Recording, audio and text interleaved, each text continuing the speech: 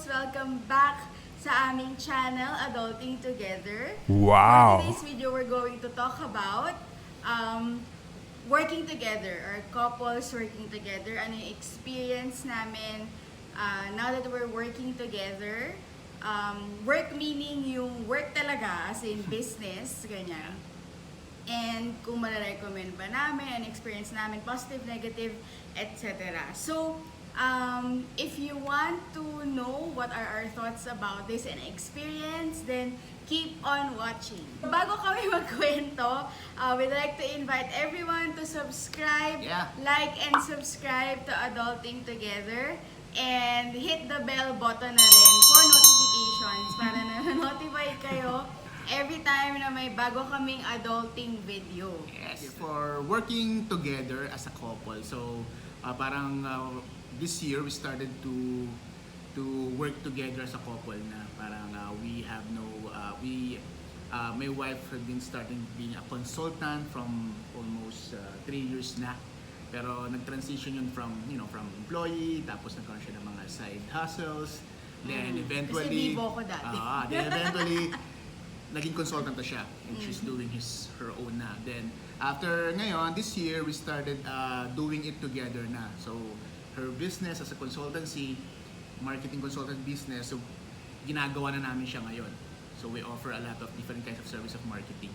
So ayun, so pros and cons or importance for us dito. Ang isa mga siguro advantage na experience namin as a couple doing working together is time. Number one, time. I think we have much more time doing this.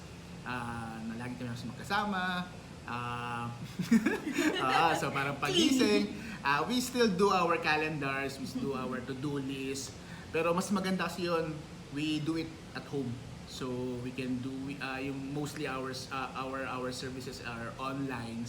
Tapos so syempre meetings and consultants meetings, yun na lang talaga lumalabas kami.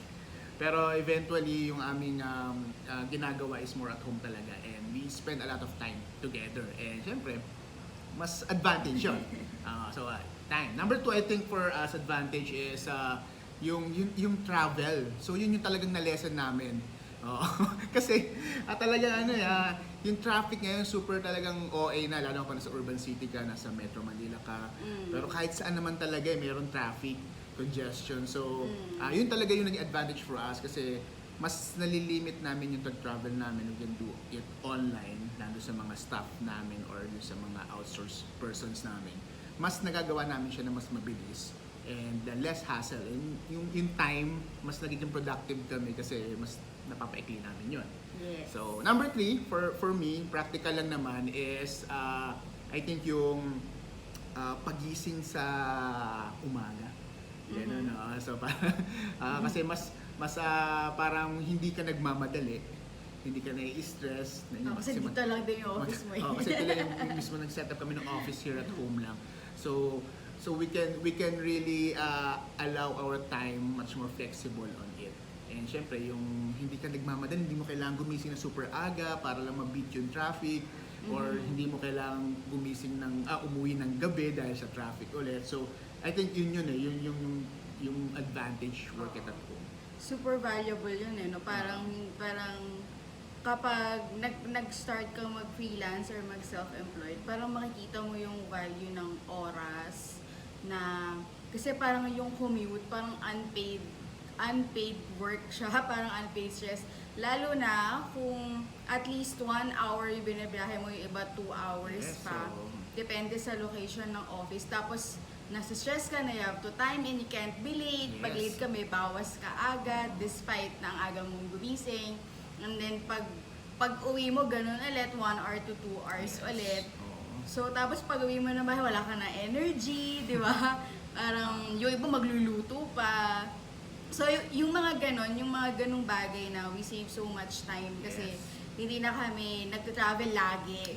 Syempre meron pa din like client work, like ako, I still go out of the house often, pero hindi yung nagmamadali, hindi nagre-rush, hindi ko iniisip yung malilate ako, mga ganyang bagay. And we are blessed to be in a condo na malapit na rin sa clientele namin. Yeah. So hindi Sa hindi TG. na rin kami masyadong hindi na rin kami masyadong umaano sa traffic. Yes. So yun.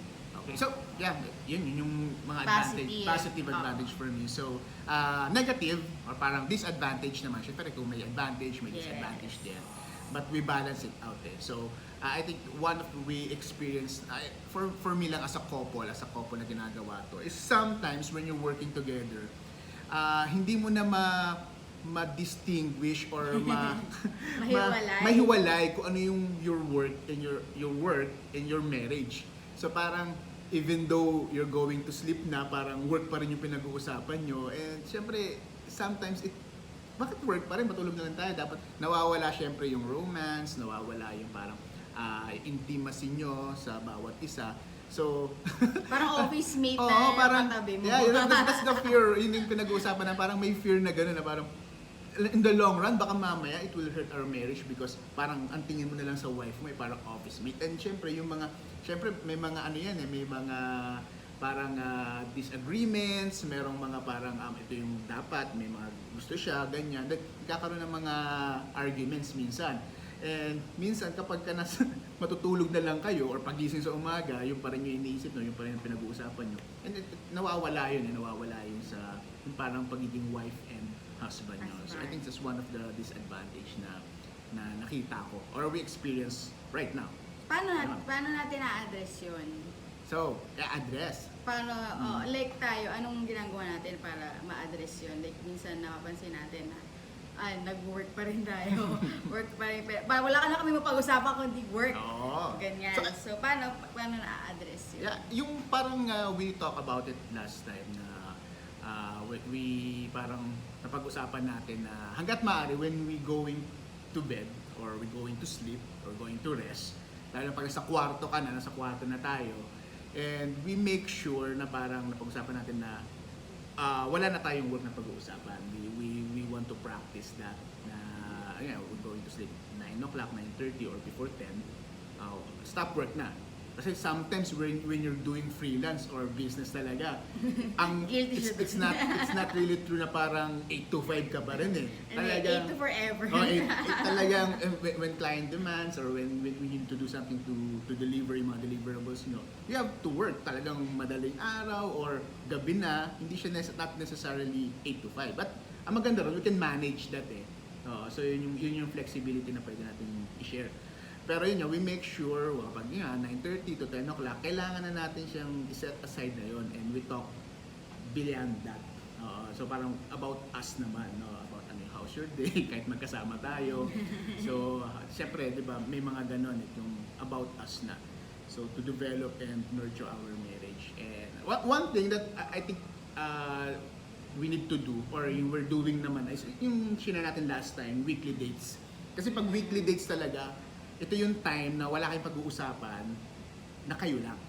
Intimacy, how's your day, how we could grow more, di ba? Reflection. So, I think yun yung maganda kasi nahihiwalay mo yung work dun. So, it will help us. I think nababalance natin in that day. We're trying to balance. Yes. Okay, ito naman. Okay, so advantage, bukod sa nasabi mo na, I think you get to know your spouse better.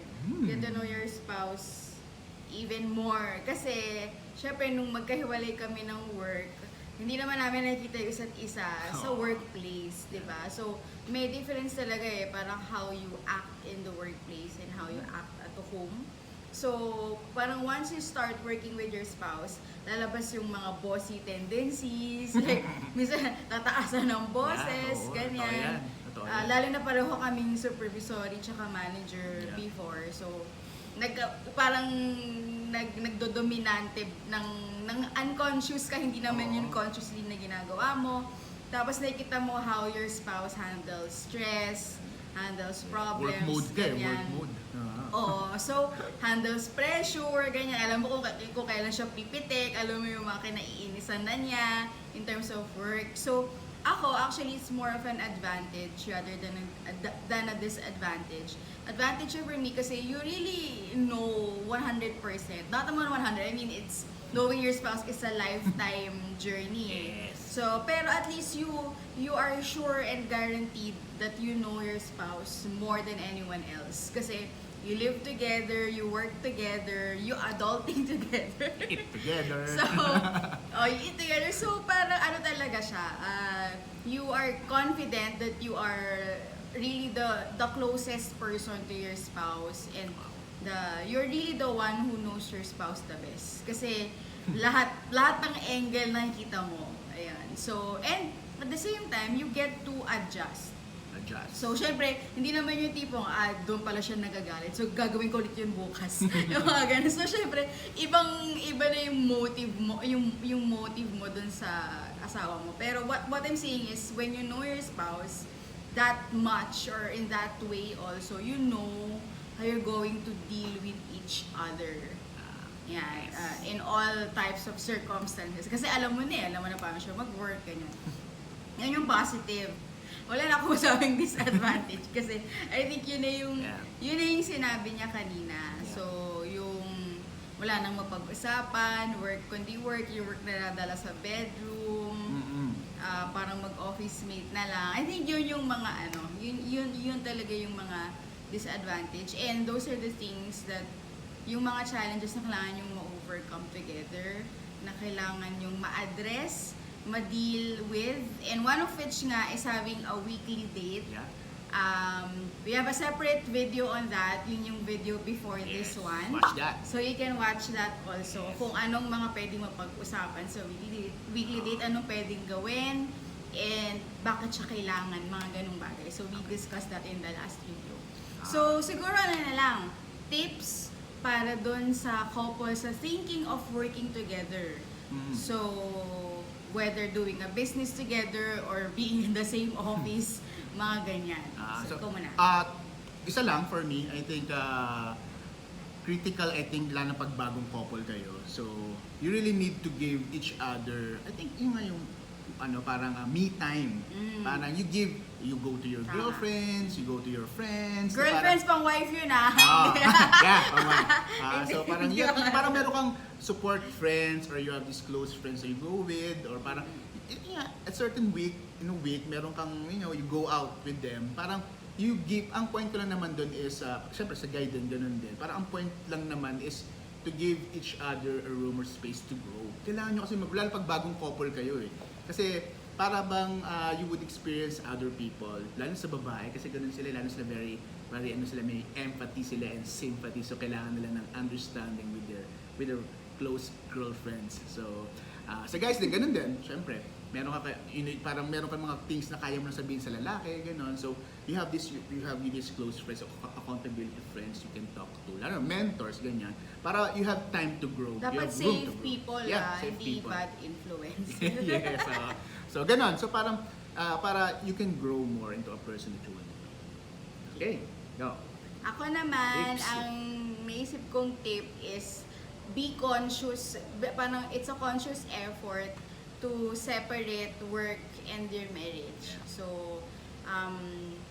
parang ako nire-remind ko siya lagi na, uy, bakit work pa rin pinag-uusapan natin? Parang, tama na yan, ganyan. Intentional, be intentional. So, kailangan sabihin natin, like as wife, kailangan sabihin natin, since medyo mahina nga sa mind reading yung mga lalaki, yung mga asawa natin. So, ako parang from the very beginning, rule namin na sinasabi ko talaga yung iniisip ko, nararamdaman ko, ganyan. Para mas madali, hindi na hulaan, hindi na pakiramdaman, ganyan. So, ako, I really tell him na, can we not work today? Or during dinner, or during a date day, or kahit sa kwarto na medyo nagbe-bring up na siya ng mga bagay-bagay na work na parang I will really tell him stop na, bukas na yan, ganyan, or rest tayo ngayon, ganyan. So kasi yun yung challenge eh. Unlike pag nag-office ka, paglabas mo ng office, pag uwi mo, wala na eh, di ba? Wala na yung work mo, you leave it in, ideally, you leave it in the office. It's pero, good, wala nang problema. Oo, pero kasi when you're working together, and for us, work at home, talagang magkahalo talaga siya. So, ang tip ko is really set boundaries. set boundaries between the two of you. Kung kailan kayo mag-work, kung kailan kayo hindi mag-work, kung kailan kayo mag-date, ganyan. So, Okay. yun yung akin. Yay! So, thank you for watching this video. So, sana meron kayong natutunan and subscribe and like our page and our past videos. So, sana it can bless you more. So lalo sa mga new couples transitioning from, from engaged to being married and the first year of their marriage. So, ito yung aming advocacy to share what our, experience on that. Okay, so thank you very much. Thank you for watching! Thank you very much! Thank you.